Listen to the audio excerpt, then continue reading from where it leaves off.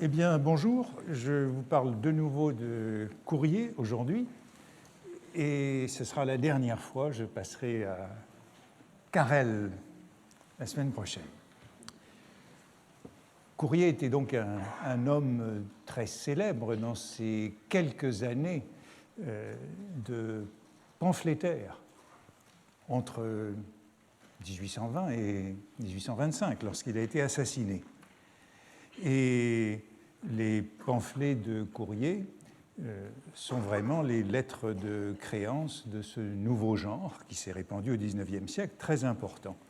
Et puis, je vous ai parlé la semaine dernière de son procès en 1821, de la prison à Sainte-Pélagie et des poursuites qui ont succédé à chacun de ces pamphlets. Et tout cela lui a donné une très grande célébrité.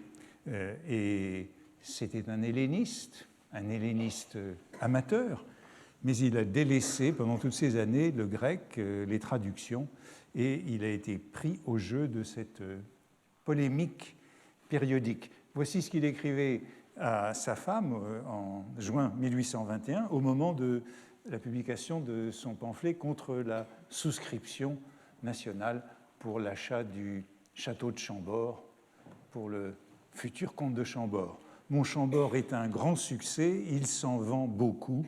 Et puis quelques jours plus tard, il ne sait pas encore qu'il sera poursuivi et conduit en prison. Ma brochure a un succès fou, tu ne peux pas imaginer cela, c'est de l'admiration, de l'enthousiasme, etc. Quelques personnes voudraient que je fusse député et y travaille de tout leur pouvoir. Beaucoup de succès, et l'un des témoignages que l'on a de cette célébrité du personnage, on le trouve dans le roman de Balzac, dont je parlais l'année dernière, Illusion perdue, la seconde partie, Un grand homme de province à Paris, qui est publié un peu plus tard, en 1839.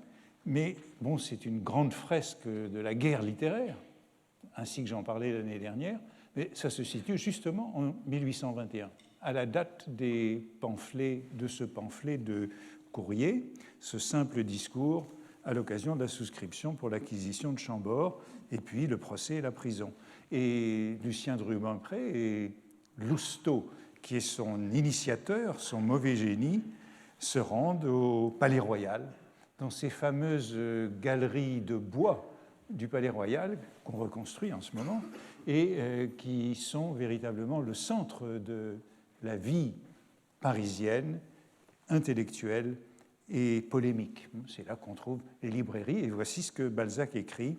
Il n'y avait là que des librairies de la poésie, de la politique et de la prose, des marchandes de mode, ce mélange de librairie et mode, des marchandes de mode, enfin des filles de joie, c'est toujours le cœur de la prostitution, qui venaient seulement le soir.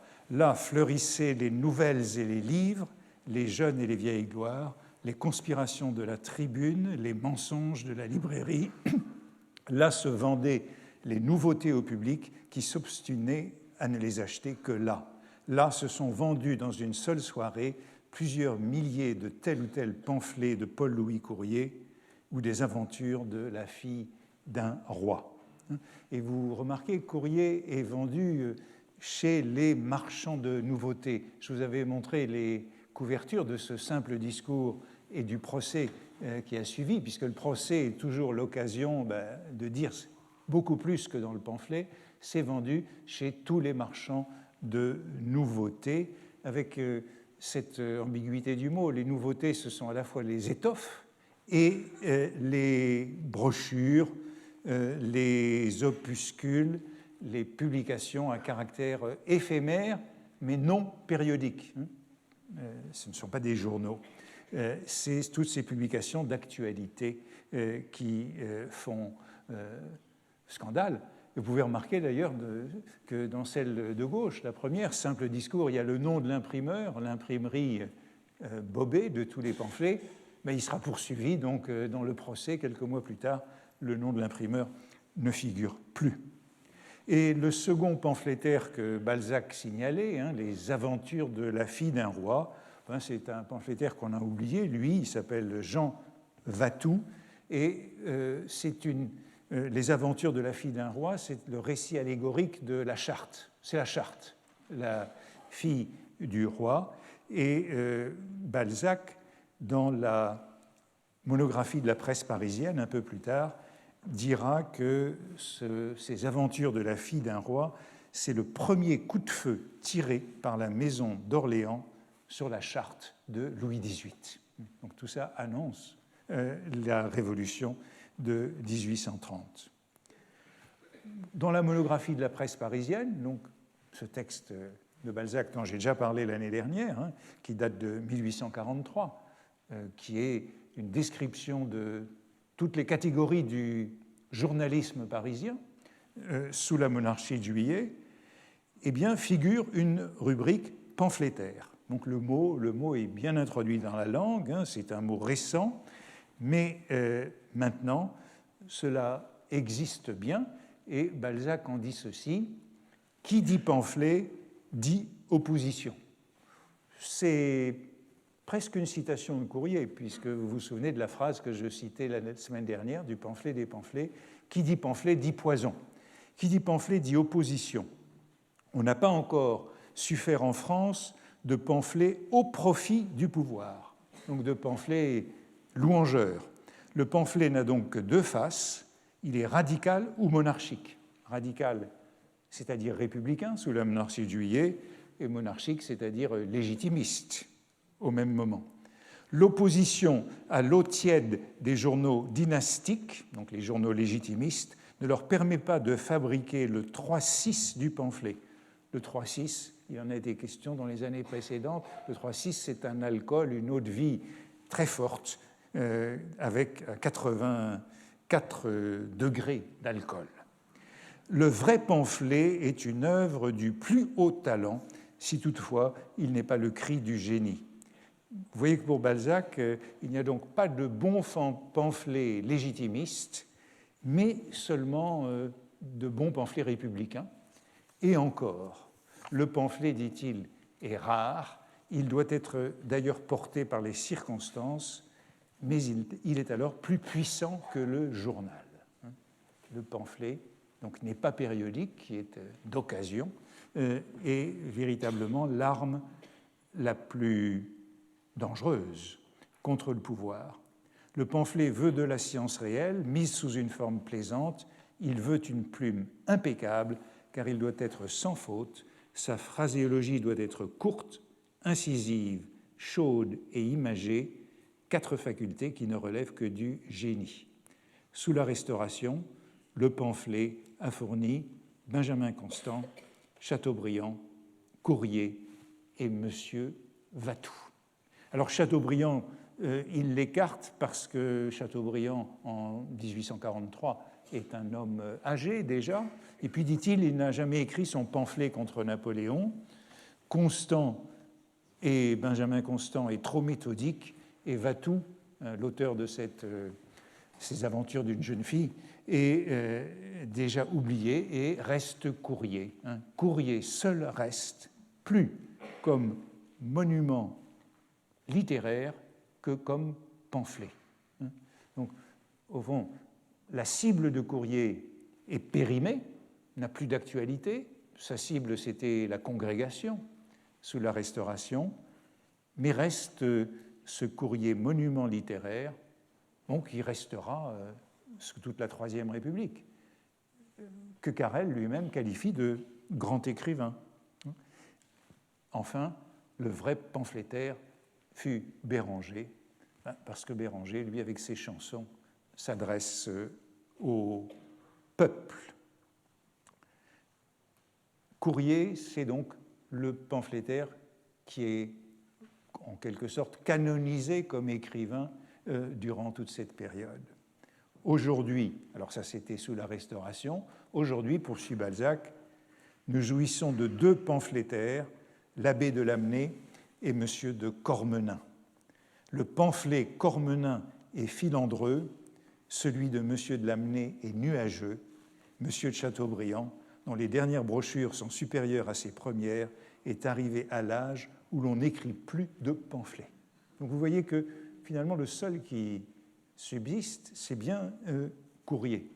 Mais je voudrais prendre cette occasion pour dire quelques mots de Cormenin, qui est cité ici, Monsieur de Cormenin, parce que dans ces quelques portraits de grands guerriers littéraires du moment, je n'aurai pas le temps de consacrer une séance à Cormenin, donc j'en profite pour dire quelques mots, puisqu'il est le successeur de Courrier sous la monarchie de Juillet. C'est un autre profil, c'est un juriste, c'est un membre du Conseil d'État sous l'Empire, rallié à la Restauration, et député d'opposition à partir de 1828, et puis sous toute la monarchie de Juillet. C'est un homme qui siège à l'extrême gauche, le voici caricaturé par Nadar, qui vote contre le gouvernement, mais qui ne prend jamais la parole à la Chambre des députés, mais c'est un observateur très attentif de ce qui se passe à la Chambre, et il a fait au pouvoir de la monarchie de Juillet une guerre incessante de pamphlets.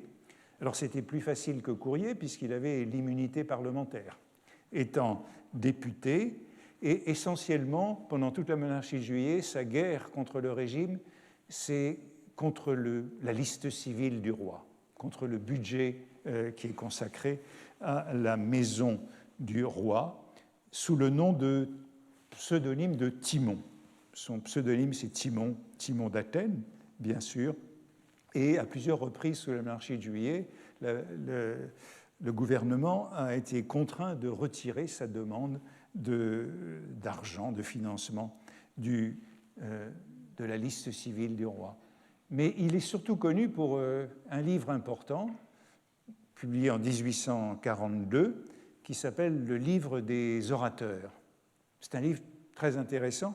C'est vraiment une rhétorique, un art de la rhétorique écrit sous la monarchie de Juillet par quelqu'un qui a observé l'éloquence parlementaire de la Restauration et de la monarchie de Juillet, c'est la grande époque de l'éloquence parlementaire, hein, c'est nouveau, il y a les modèles anglais, et Cormenin, qui n'a jamais parlé à l'Assemblée, a observé tout ce qui s'y passait, et il a fait un véritable traité de rhétorique, non seulement parlementaire. Par exemple, il y a un chapitre très intéressant sur l'improvisation. Faut-il improviser? Qu'est-ce que l'art de l'improvisation? Et non seulement il parle de la rhétorique parlementaire, mais aussi de la rhétorique journalistique et de la rhétorique du pamphlet. Et il y a un chapitre qui est consacré à ceux qu'il appelle lui aussi les pamphlétaires. Le voici dans la monographie de Balzac, monographie de la presse parisienne, où on voit qu'il est un équilibriste avec sur son bandeau « Avis aux contribuables », hein, allusion à toute sa guerre contre les impôts servant à financer la maison du roi. Alors qu'est-ce qu'un pamphlet, dit-il? Le mot le dit assez, c'est un opuscule sur un sujet donné, politique ou littéraire. C'est l'art d'animer la pensée, de la refléter dans des prismes colorés, de la vêtir de force, de l'armer de traits et de feu, et de la lancer dans le combat. Et on trouve la même liste, qui est tout à fait canonique, des grands pamphlétaires du moment, sauf que Cormenin l'a fait commencer par Sieyès. Sieyès est le père du pamphlet dans la langue française, avec son petit opuscule « Qu'est-ce que le tiers-État » C'est ça qui est l'origine du genre. On a Sieyès, on a Constant, on a Courrier, on a Béranger, Carrel, Chateaubriand.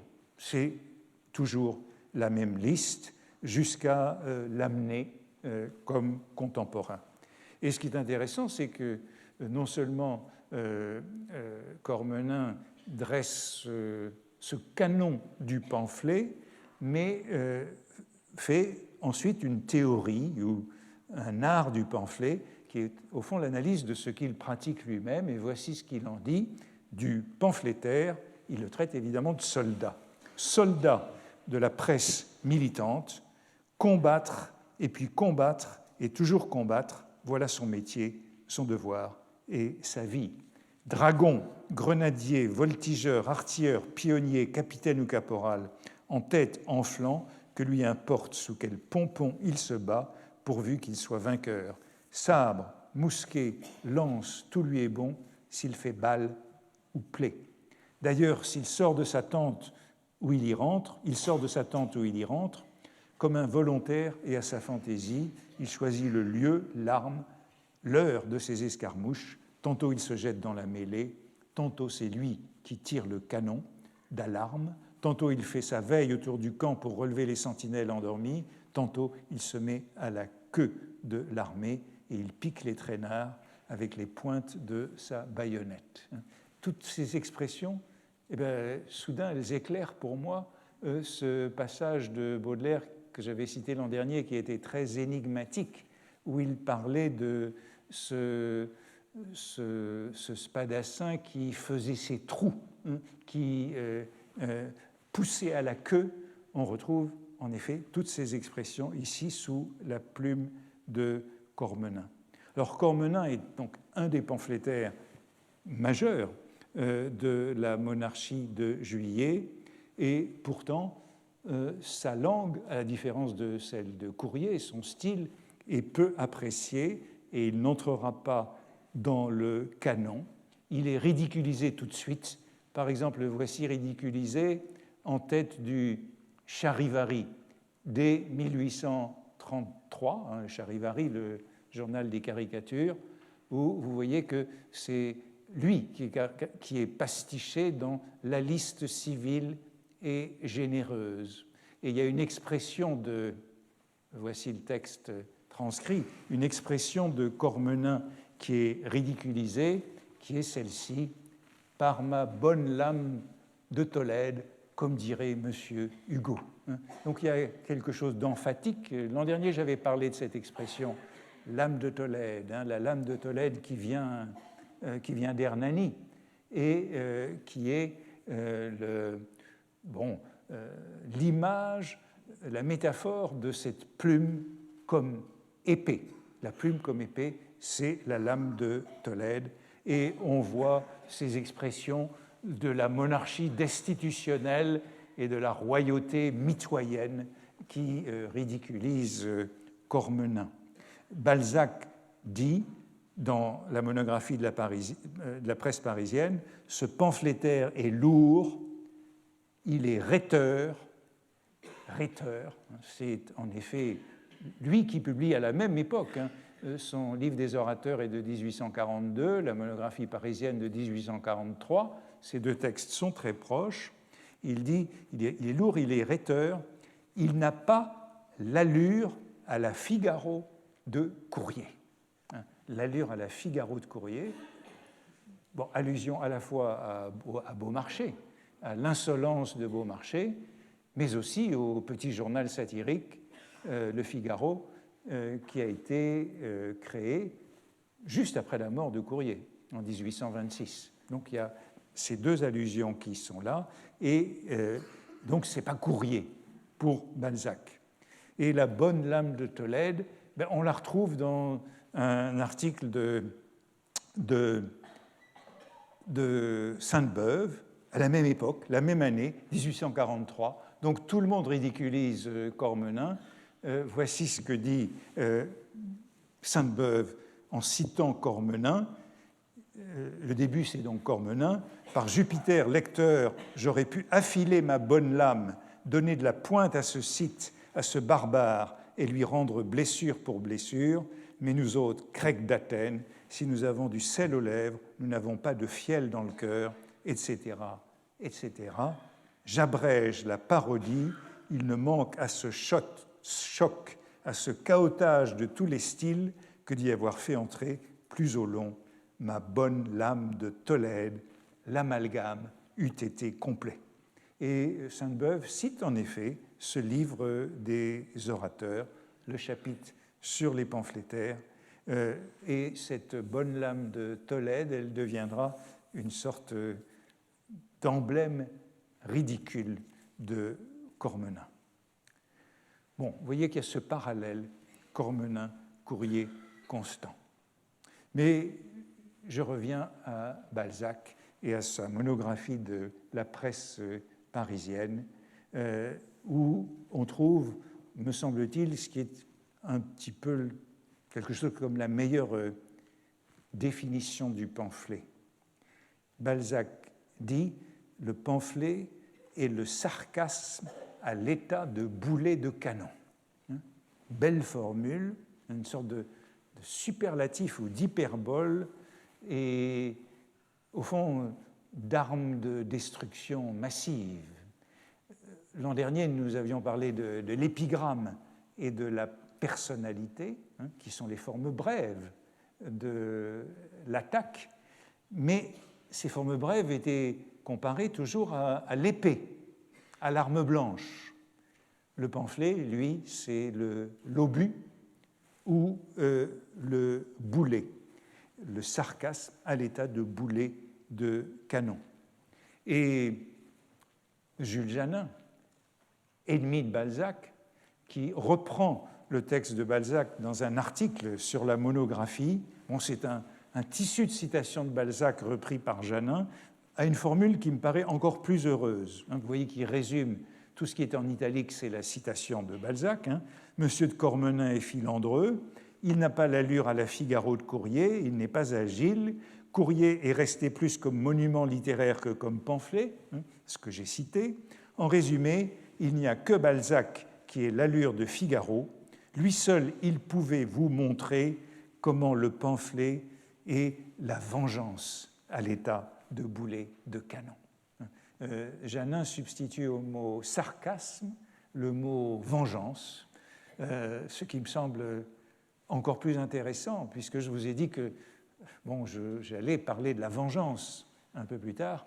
Le mot de vengeance traverse tout ce moment de violence littéraire. La vengeance à l'état de boulet de canon témoigne le pamphlet In 32 qu'il publiait tous les mois il y a déjà 3 années. C'est une revue, la revue parisienne que Balzac a publiée pendant 3 mois en 1840. Un si terrible boulet de canon, Canon Figaro, qu'au bout de 5 ou 6 numéros, en fait 3, le pamphlet de Balzac s'éteignit dans l'ennui et le dédain public au beau milieu d'une nouvelle extraordinaire de sa composition intitulée Z. Marcas. Z. Marcas, c'est une nouvelle que Balzac a en effet publiée dans cette revue parisienne pendant les 3 mois qu'elle a duré. Z. Marcas est justement un journaliste politique qui finit malheureusement et dont, dit-on, l'un des modèles, c'est justement Armand Carrel, dont je parlerai la prochaine fois. Donc cette image du pamphlet comme boulet de canon, comme pièce de guerre, comme pièce d'artillerie, on la retrouverait chez Sainte-Beuve, chez Carrel, partout. Chez Cormenin, le pamphlet est l'artillerie de la presse. Avec le pamphlet, on est vraiment passé de l'arme blanche à l'artillerie lourde. Mais jusqu'ici, vous pourriez me faire l'objection que j'ai surtout parlé du pamphlet de Courrier comme d'un pamphlet politique. Or, ce dont je voudrais vous entretenir dans ce cours, c'est de la guerre littéraire, comme je l'ai fait l'an dernier. Sa guerre est politique contre l'alliance du trône et de l'autel, contre la congrégation, contre la réaction religieuse, mais sa guerre est aussi littéraire, contre les écrivains, en vérité contre tous les écrivains depuis le XVIIe siècle.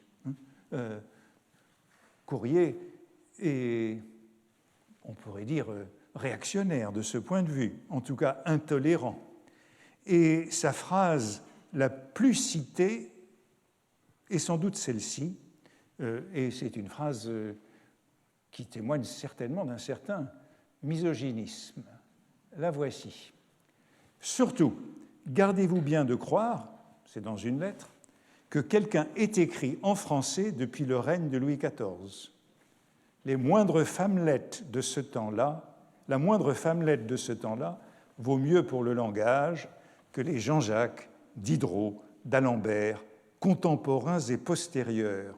Ceux-ci sont tous ânes battés sous le rapport de la langue pour user d'une de leurs phrases.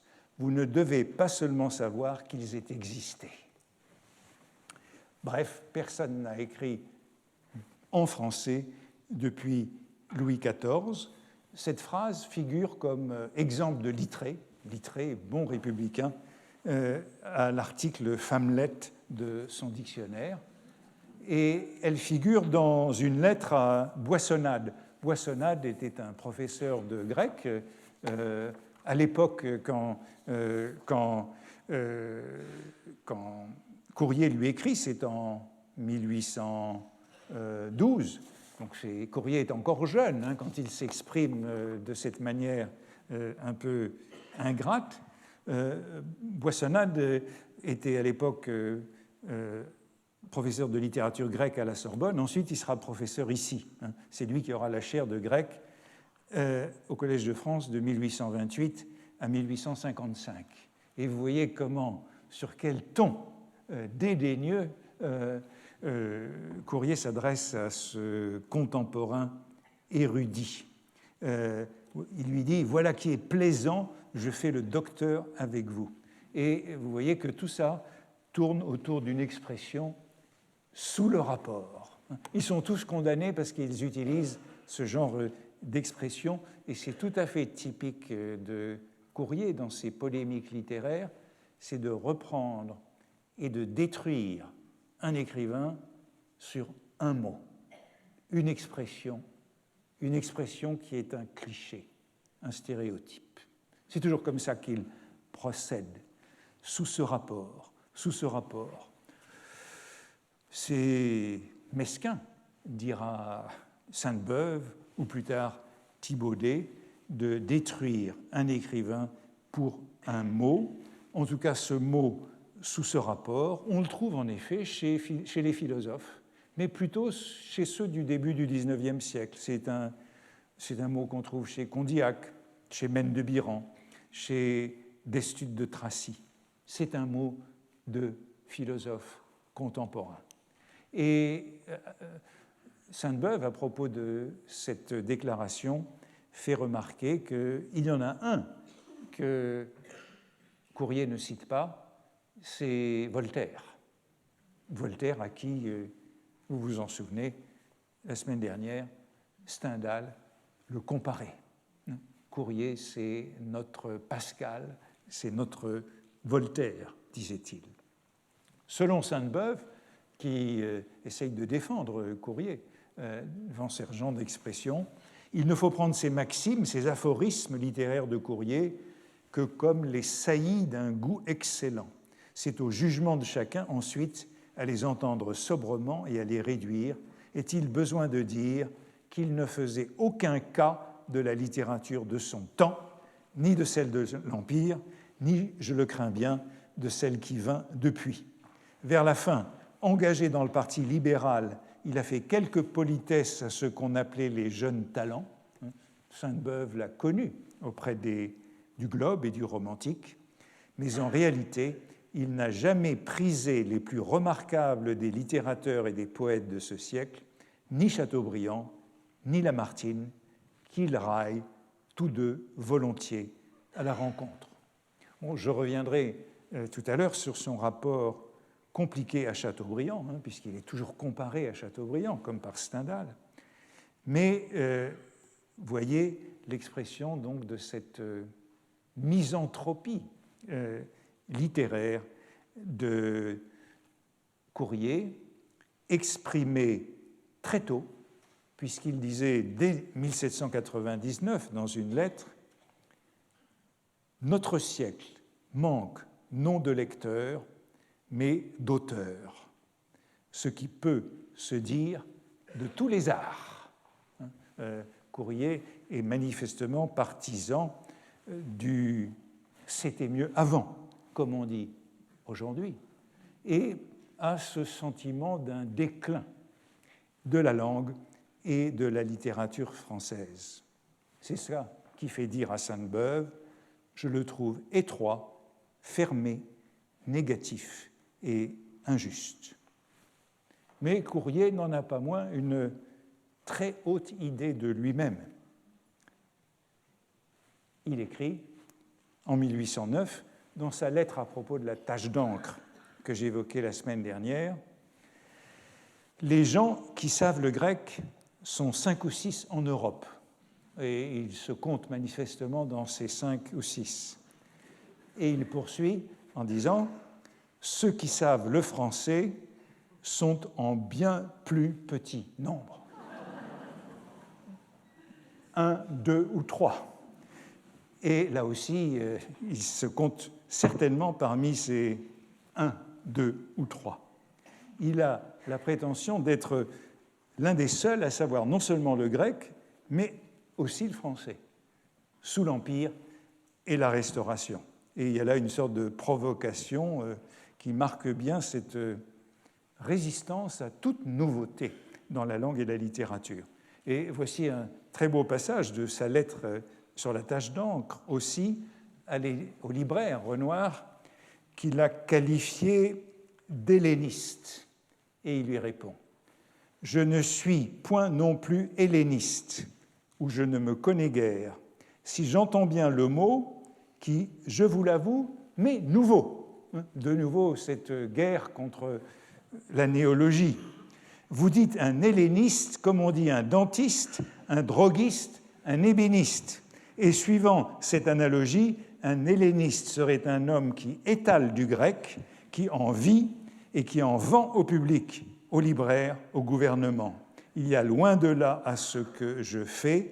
Vous n'ignorez pas, monsieur, que je m'occupe de ces études uniquement par goût, ou pour mieux dire par boutade, et quand je n'ai point d'autre fantaisie, que je n'y attache nulle importance et n'en tire nul profit, que jamais on n'a vu mon nom en tête d'aucun livre, que je ne veux aucune des places où l'on parvient par ce moyen, à l'université ou au Collège de France, et que sans les hasards qui m'ont engagé à donner au public un texte de quelques pages, les quelques pages qu'il a découvertes dans la bibliothèque de Florence, jamais on n'aurait eu cette preuve de mon habileté, qu'enfin même après cela, si vous ne m'eussiez démasqué contre toute bienséance et sans nulle nécessité, cette habileté qu'il vous plaît de me supposer ou ne m'eût point été attribuée, vous serait encore un secret entre quelques personnes capables d'en juger. On a donc une revendication d'honnête homme, de loisirs studieux à la Montaigne. Il y a du Montaigne dans tout ce passage, opposant son plaisir à l'érudition. Courrier n'est pas un faiseur de livres. Et Sainte-Beuve signalait cette antipathie chez lui pour les faiseurs de livres, en particulier Chateaubriand, son rival dans l'art de la prose contemporaine. Elle est, par exemple, manifeste, cette antipathie, dans l'un de ses pamphlets, le livret de Paul-Louis Vigneron, pendant son séjour à Paris en mars 1823. C'est un texte qui est publié à Bruxelles et qui appartient à une série de 5 brochures publiées en 1823 et 1824 par Courrier. Alors, 1823-1824, c'est le moment où Chateaubriand est ministre des Affaires étrangères. Et c'est le moment de la guerre d'Espagne, qui est la gloire de Chateaubriand dans sa vie. Chateaubriand qui dit « Ma guerre d'Espagne, le grand événement politique de ma vie ». Et ce que livre Courrier dans ses pages, c'est une sorte de chronique, nouvelle à la main, journal de cette période. Et c'est évidemment très hostile à Chateaubriand. Voici par exemple ce passage. L'empereur Alexandre a dit à M. de Chateaubriand, pour l'intérêt de mon peuple et de ma religion, je devais faire la guerre aux Turcs, mais j'ai cru voir qu'il s'agissait de révolution entre la Grèce et le Turc. C'est le moment de la libération de la Grèce. Et je n'ai point fait la guerre, j'aime bien moins mon peuple et ma religion que je ne hais la révolution qui est proprement ma bête noire. Je me réjouis que vous soyez venus, je voulais vous conter cela. Commentaire de Courrier, quelle confidence d'un empereur, et le romancier qui publie cette confidence, tout dans son discours est bizarre. Ce discours, eh bien, c'est le grand discours de Chateaubriand, le premier discours de Chateaubriand à la Chambre des députés, ministre des Affaires étrangères, au retour du congrès de Vérone, au moment où il va lancer l'expédition d'Espagne. Et Courrier continue, tout dans ce discours est bizarre. Il entend sortir les paroles de la bouche de l'empereur. Sortir en italique, eh bien, c'est encore un cliché de Chateaubriand. Il épingle Chateaubriand sur une tournure. Il entend sortir les paroles de la bouche de l'empereur. On entend sortir un carrosse ou des chevaux de l'écurie, mais qui diantre entendit jamais sortir des paroles? Et que ne dit-il pas? Je les ai vus sortir, ces paroles de la bouche de mon bon ami, qui a 800 000 hommes sur pied. Cela serait plus positif et l'on douterait moins de sa haute faveur à la cour de Russie. Notez qu'il avait lu cette belle pièce aux dames, et quand on lui parla d'en retrancher quelque chose avant de la lire à la Chambre, il n'en voulut rien faire, se fondant sur l'approbation de Madame Récamier. Or, dites maintenant qu'il n'y a rien de nouveau. Avait-on vu cela? Nous citons les Anglais. Est-ce que M. Canning, qui est le ministre des Affaires étrangères du Royaume-Uni, voulant parler aux chambres de la paix et de la guerre, consulte les ladies, les mistresses de la cité? Les gens de lettres, en général, dans les emplois, perdent leur talent. Courrier se moque donc du discours le plus important de la carrière politique de Chateaubriand, son premier discours de ministre le 25 février 1823, revenant de Vérone. C'est un discours où il était attendu et qui, en effet, on savait par la presse qu'il avait été lu et répété dans les salons les jours précédents. Chateaubriand raconte dans ce discours le grand moment qu'a été pour lui le congrès de Vérone et son intimité avec Alexandre, le tsar de Russie. Et il avait commencé ainsi son discours: « J'écarterai d'abord les objections personnelles, les intérêts de mon amour-propre ne doivent trouver aucune place ici, je n'ai rien à répondre à des pièces mutilées, imprimées par je ne sais quel moyen dans des gazettes étrangères. J'ai commencé ma carrière ministérielle avec l'honorable Préopinant, le député qui l'a précédé, qui a justement été ministre des Affaires étrangères pendant les 100 jours. Nous avions tous les deux un portefeuille par intérim, moi à Gand, lui à Paris. Je faisais alors un roman, lui, il s'occupait de l'histoire. Je m'en tiens encore au roman. » Parce que Bignon s'en est pris à Chateaubriand, littérateur. Et vous voyez que tout ce que retient Courrier pour détruire un adversaire, un écrivain, c'est un mot, c'est un détail. Cormelin dit bien de lui, c'est l'homme du détail. Jamais des grandes thèses politiques. Par exemple, Benjamin Constant, les pamphlets de Constant ou les pamphlets de Sieyès sont des pamphlets qui portent sur des thèses politiques.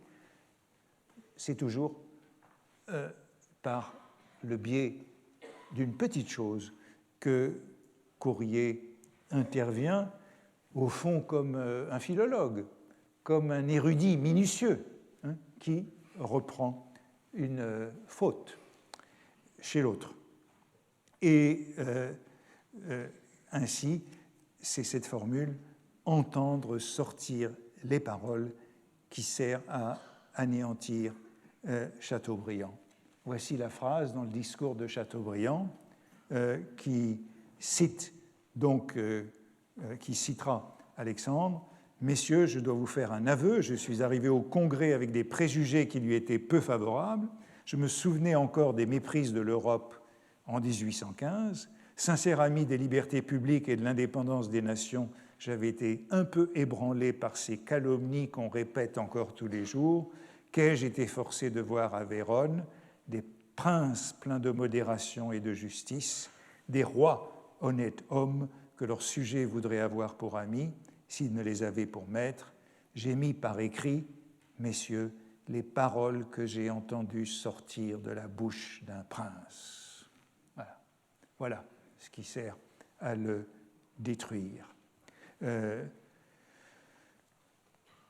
Entendre sortir les paroles. On entend bien sortir un carrosse ou des chevaux de l'écurie, dit Courrier. C'est donc un barbarisme. Et c'est en effet une expression habituelle de Chateaubriand. L'ayant dans l'oreille, je suis tombé dessus en préparant le cours de la semaine prochaine sur Carrel, lorsque Chateaubriand rend visite à Carrel, à Sainte-Pélagie, en prison. Il écrit « Un jour, passant dans le corridor noir qui conduisait à la chambre de M. Carrel, j'entendis une voix ravissante sortir d'une cabine voisine. » On entend sortir les paroles de la bouche. C'est un cliché, et en effet, c'est un cliché qui est apparu notamment dans la nouvelle Héloïse, où il est habituel, ou dans les romans du XVIIIe siècle. Courrier reprend toujours les autres sur des clichés. Mais on pourrait dire qu'il y a tout de même une certaine solidarité avec Chateaubriand. Il se réclamait de lui dans sa pétition aux deux chambres en 1816. Je crois que c'est un texte que j'ai déjà cité. Chateaubriand a dit dans le livre défendu que tout le monde lit, vous avez 2 poids et 2 mesures pour le même fait, l'un est condamné, l'autre absous. Le livre défendu de Chateaubriand, c'est de la monarchie selon la charte en 1816 que Courrier cite ici, et il y a donc bien une complicité, une solidarité entre eux, la solidarité des pamphlétaires, des polémistes, et la même sympathie, dirais-je, pour le modèle anglais, curiosité pour le modèle anglais et aussi pour le modèle américain de la démocratie et de la liberté de la presse. Vous vous souvenez que Sainte-Beuve disait que Courrier attaquait également Lamartine. Les deux écrivains, peut-être les... Oui, Courrier attaque Chateaubriand et Lamartine, qui dans ces années 1820 sont les grands écrivains. Et à propos de Lamartine, eh bien, c'est encore un petit point de langue, un purisme, dans une lettre à un journal. À ce propos, monsieur, un doute m'est venu, souvent à l'esprit, question purement littéraire que vous me pourrez éclaircir. Monsieur de Lamartine, dont vous louez les ouvrages, me semble avoir pris dans nos lois une bonne partie de son style. Ou bien nos lois ont été faites en style de monsieur de Lamartine, celles au moins qui ne sont pas vieilles. Outrager la morale publique est une phrase tout à fait dans le goût des méditations et hors de ce commun langage que le monde parle et entend. Outrager la morale publique, c'est pour ce délit que Courrier a été condamné et envoyé en prison.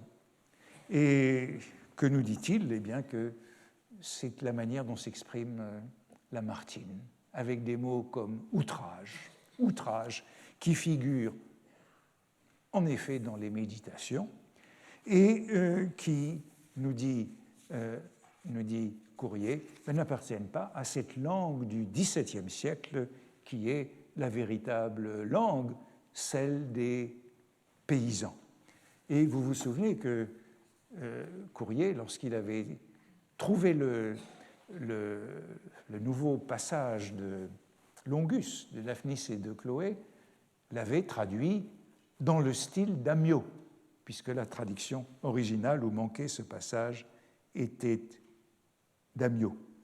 Courrier est donc on peut dire c'est un pédant, c'est un cuistre, en tout cas c'est un homme désagréable, incommode, intolérant, encore plus cuistre que les hellénistes universitaires avec lesquels il correspond à la Sorbonne et au Collège de France. Reste une ou deux complications à résoudre avant d'en finir avec lui. On l'a présenté comme un homme qui est tourné vers cette langue du passé. Et pourtant, vous l'avez vu, il est ami de Stendhal, lié à Stendhal, qu'il fréquente dans ces années 1820, où Stendhal écrit ses pamphlets. Et j'ai dit tout ce que Racine et Shakespeare, les pamphlets de Stendhal qui sont le manifeste du romantisme, devaient à Courrier qui les a peut-être relus. Comment le situer dans cette bataille romantique qui est en train de monter, alors qu'il est donc lié à Stendhal qu'il fréquente dans le salon de l'Écluse. Et il y a un passage étonnant dans ces souvenirs de l'Écluse où il est beaucoup question et de Courrier et de Belle, Stendhal, dans cette vie littéraire des années 1820. Voici ce qu'écrit de l'Écluse. C'est de 1822 à 1827 que les grands efforts ont été tentés pour faire triompher le système littéraire dit romantique, afin de combattre celui qu'avaient suivi les écrivains et les artistes du temps de l'Empire. 3 manifestes en faveur des idées nouvelles ont été publiés pendant ces 6 années, celui de Belle, intitulé Racine et Shakespeare, l'autre de Courrier, la préface qu'il a jointe à sa traduction du 3e livre d'Hérodote, double attaque dont on vient de faire connaître les idées fondamentales, enfin le 3e Factum, publié en 1827, et la préface du drame de Cromwell de M. Victor Hugo, morceau important de critique littéraire. C'est évidemment une association déconcertante, drôle d'observation. Courrier serait aussi important que Stendhal et Hugo dans la bataille romantique et dans la propagation des idées nouvelles. De l'Écluse songe donc à la préface de sa traduction nouvelle d'Hérodote, un exposé de sa méthode de traduction et la reprise de sa querelle avec l'Académie des inscriptions et belles-lettres. Courrier s'élève donc contre l'académisme néoclassique, au même moment que Stendhal écrit son pamphlet contre l'Académie française, contre Auger, qui a prononcé un discours contre le romantisme. Donc c'est à ce titre que de l'Écluse les associe. Tous deux combattent l'académisme. Et c'est ainsi qu'il serait proche du romantisme. Il a lu sa préface dans ce salon et justifié son parti de traduire Hérodote dans la langue du XVIe siècle, comme il avait contrefait Amyot. Il refuse de faire parler l'Antiquité dans un français néoclassique. Et de l'Écluse rapporte les propos de Stendhal et de Courrier. Courrier est sans doute pour le maintien du vers dans la tragédie contre Stendhal, mais tous deux sont hostiles à la langue néoclassique, réclament le mot propre contre le haut langage. Voici ce que dit Courrier, par exemple, dans son procès. Il considère qu'on l'a poursuivi parce qu'il utilise les mots propres. Car, comme savent assez ceux qui se mêlent un peu de parler ou d'écrire, rien n'est si rare que l'expression juste. On dit presque toujours plus ou moins qu'on ne veut dire. et par l'exemple même de monsieur l'avocat du roi, qui me nomme ici libelliste, homme avide de gain, spéculateur d'injures et de diffamation, vous avez pu juger combien il est plus facile d'accumuler dans un discours ces traits de la haute éloquence que d'appliquer à chaque chose le ton, le style, le langage qui conviennent exactement. Et cette ambition du mot propre, qui est un mot populaire, qui est le mot de la langue des paysans, c'est cela qui séduit Stendhal. Voici ce qu'expose Courrier dans le salon de l'Écluse. Chez lui, donc c'est Hérodote, ajouta Courrier, qui avait peine à se faire entendre au milieu de l'hilarité toujours croissante, les dames, les princesses mènent boire leurs vaches ou celles de leur père à la fontaine voisine, trouvent là des jeunes gens et font quelques sottises, toujours exprimées dans l'auteur avec le mot propre. Entendez-vous, messieurs, s'écria solennellement Belle, avec le mot propre. Chez Hérodote, reprit Courrier, on est esclave ou libre, mais point sujet. On ne peut pas traduire avec les mots de la langue classique. Je suis loin de tomber d'accord avec Belle quand il proscrit les vers, même l'alexandrin, mais il est certain que cette rage d'ennoblir, ce jargon, ce ton de cour, infectait le théâtre et la littérature sous Louis XIV et depuis gâtèrent d'excellents esprits et sont cause qu'on se moque de nous avec raison. La traduction d'Hérodote exige donc une langue jeune, et pour Courrier, la langue jeune, c'est la langue française du XVIe siècle, c'est celle de Rabelais, celle de Montaigne, celle d'Amyot, dans laquelle il traduit les Grecs. Dans tous les admirateurs des écrits de Courrier, écrits de l'Écluse, Albert, Stapfer et Belle étaient les plus ardents.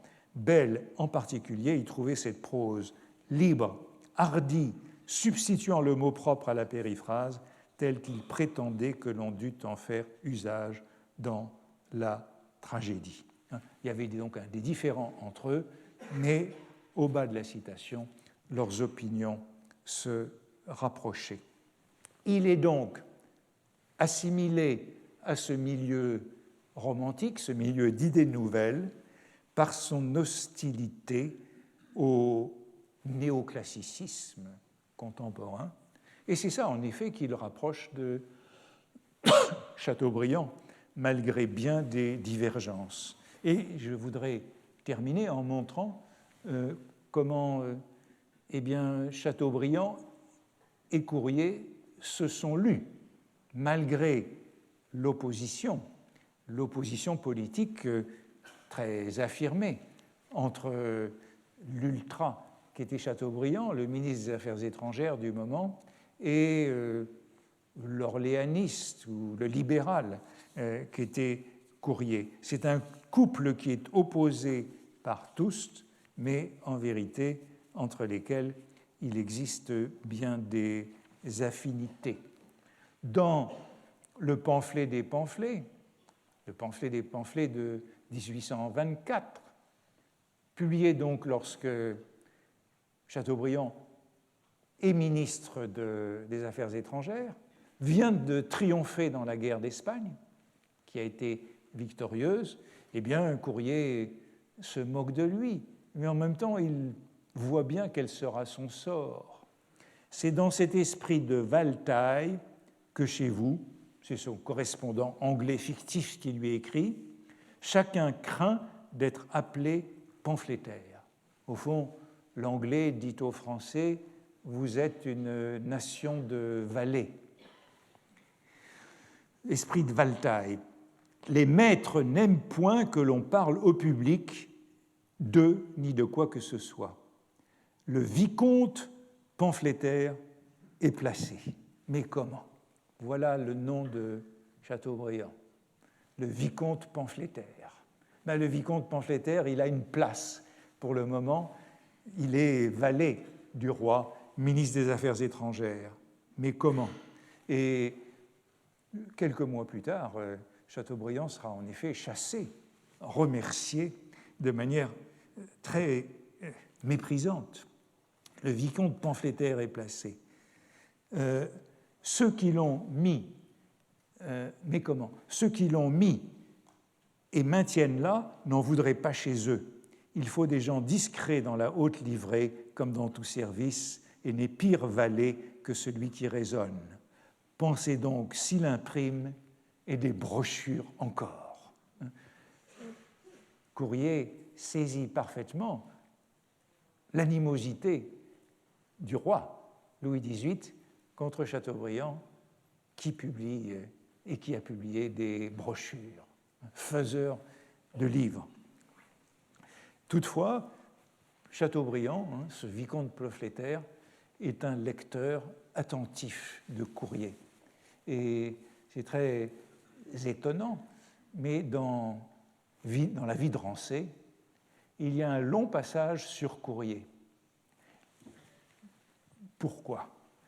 Tout simplement parce que Courrier et Rancé sont tous deux résidents du même village, en Touraine, Véretz, et que Courrier est assassiné en 1825 dans un bois qui lui appartient, mais qui a appartenu à Rancé plusieurs siècles auparavant. Ça donne lieu à une belle méditation de Chateaubriand sur ce rapprochement entre Rancé et Courrier. On lit, il parle de Rancé, on lit des lettres, et puis voilà la digression sur Courrier, on lit des lettres modernes datées de Véretz. Qui a osé écrire de ce lieu après le gigantesque pénitent Rancé? Dans les bois de Larcé, jadis propriété de Rancé, dans les parcs de Montbazon, parmi des noms qui rappelaient une ancienne vie, le 11 avril 1825, on trouva un cadavre. Le 10 avril, le jour finissant, une voix fut entendue « Je suis un homme mort ». Une jeune fille, cachée avec son amant dans de hautes bruyères, avait été témoin d'un meurtre. C'est l'allusion au procès qui a eu lieu en 1830. D'un côté, à demi vêtue, la veuve de Courrier, c'était lui dont on avait retrouvé le cadavre, âgée de 22 ans, elle en avait 30 en vérité, descend la nuit parmi des personnages rustiques comme une ombre délivrée, allusion à ses liaisons avec les domestiques qui ont assassiné son mari. Les opinions de Courrier à Véretz avaient réduit son intimité à des rivalités inférieures. Chagrin qui n'intéresse personne, gémissements qui vont se perdre dans l'océan muet qui s'avance sur nous, peut-être quelques grives redit-elle l'acte tragique dans les bois où Rancé avait promené ses misères. Vous voyez ce va-et-vient entre Rancé et Courrier dans le bois de Larcé. Courrier avait écrit dans sa Gazette du village, donc c'est un texte de 1823, très ancien, lorsque Chateaubriand écrit La vie de Rancé, « Les rossignols chantent et l'hirondelle arrive. Enfant d'Athènes, l'helléniste, il transmettait à ses camarades le chant du retour de l'hirondelle. » Vous voyez, il y a une sorte de mémoire involontaire de Courrier qui revient à travers cette analogie avec Rancé. Courrier, savant helléniste, esprit tumultueux, pamphlétaire à cheval, avait eu le malheur à Florence de tacher d'encre un feuillet de Longus. Et que tout revient, tout est résumé dans ce passage de la vie de Rancé. Ensuite, l'éditeur d'un passage perdu de Daphnis et Chloé était venu s'ensevelir dans les lieux qu'avait habité l'éditeur d'Anacréon. Si les arbres sous lesquels fut tué Courrier existent encore, qu'est-il resté dans ces ombrages?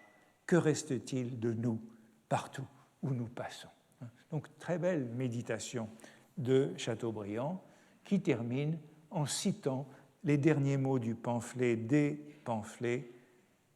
Détournez de moi le calice, la ciguë est amère. Vous voyez qu'il y a, donc c'est longtemps après, la vie de Rancé, c'est de 1844, pratiquement 20 ans après la mort de Rancé, de Courrier, lorsque Chateaubriand a écrit ce passage, il a sous les yeux les pamphlets de Courrier. Et je terminerai par le pendant. Courrier, tout de même, admirateur de Chateaubriand. Il existe une lettre dont malheureusement on ne connaît pas le destinataire, où Courrier parle de Chateaubriand et exprime son admiration, mais toujours de manière sarcastique, puisque c'est un ironiste et un homme méchant.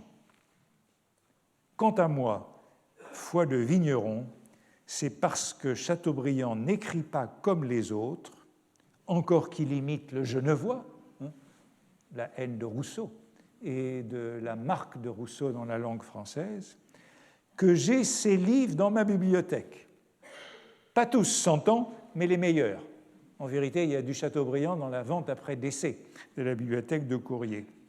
Quelques Attiques, mes frères aînés, au temps de César, louèrent Cicéron. Le vicomte n'est pas Cicéron, mais comme l'avocat d'Arpinium, c'est un Asiatique. Entendez-vous, mon bon, un Asiatique, ou comme nous disons, un Rhodien. Donc, il n'est pas athénien, il n'est pas attique, il est asiatique. Quand je lus Le génie du christianisme, donc 1802, lorsqu'il était officier d'artillerie, j'étais en Italie. On tuait et on était tué, on se battait, on pillait, ainsi le voulait le grand homme, et tous d'obéir. Bref, nous vivions en pandare, dignes d'être, en pandare et en pandare, dignes d'être pendus. C'est en de pareils moments que le livre du vicomte me tomba entre les mains, comme vous dites dans votre patois. Vous voyez ce Courrier qui, chaque fois qu'il utilise un cliché, les livres qui me tombent entre les mains, accuse son correspondant, le destinataire de la lettre, d'utiliser ce patois qu'il ne fait que citer. Vous faire croire qu'il me convertit, ce serait embrasser à Sparte une femme de Corinthe, à réputation de débauche. Mais il me plut, non comme œuvre savante, mais poétique. Ce n'est pas un ouvrage à toujours. Chateaubriand dit aussi à toujours, à la place de pour toujours. Mais on le lira, et surtout on en parlera longtemps. Là où il faut discuter, Chateaubriand court la poste, là où il faut dépeindre, il s'arrête, pend ses crayons, ses pinceaux, ses couleurs, relève ses manches et commence pour ne pas finir de sitôt. Puis la lettre continue, elle est très longue. Chateaubriand est un écrivain véritable. C'est bien un hommage. Quand il ne monte pas sur son destrier du Moyen-Âge, quand il est de son temps et de son pays, il est poète comme nul en prose ne le fut jamais. Comme Horace disait de je ne sais quel grec, il parle grandement. Puis Courrier s'adresse à Chateaubriand. Ah, vicomte, si vous eussiez été comme moi disciple d'Isocrate, apprenant de lui, expert en telle matière, à écrire peu et à retoucher sans cesse, quel écrivain nous aurions en vous. Mais non, vous copiez Rousseau, vous apprenez Bernardin par cœur, vous traduisez je ne sais quel poème d'un fanatique anglais, Milton, vous nous habituez aux violences de Shakespeare, qui quitte les classiques, le renie. Bon, c'est une belle et très longue lettre qu'on peut dater de 1824, donc la fin de la vie de Courrier, avec cette adresse à Chateaubriand et cette reconnaissance. Conclusion sur Courrier, il a été certes bien oublié aujourd'hui, mais il faut insister sur le fait qu'il a été un grand écrivain de la France, édité et réédité, je le disais pour commencer, jusqu'à la fin de la Troisième République, puisque par une coïncidence amusante, l'édition de la Pléiade, aujourd'hui indisponible, date de 1940. Je suppose qu'elle a été publiée avant le mois de mai, avant le début de la guerre, puisqu'elle était peu en phase avec le régime qui s'est installé en juillet 1940 en France. Jusque-là, tous les éditeurs scolaires, Hatier, Larousse, avaient leur petit classique Fourier. Mais j'ai l'impression que le courrier a encore baissé. Vous savez que c'est Gide qui comparait la cote des écrivains à une bourse. Il y a quelques années, chaque fois que je voyais une pléiade courrier à la vente d'occasion, je l'achetais.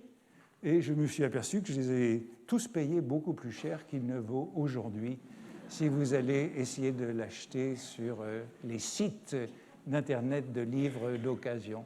Donc le courrier a encore baissé depuis une dizaine ou une quinzaine d'années.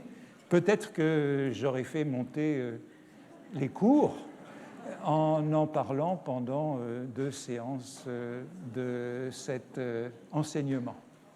Merci.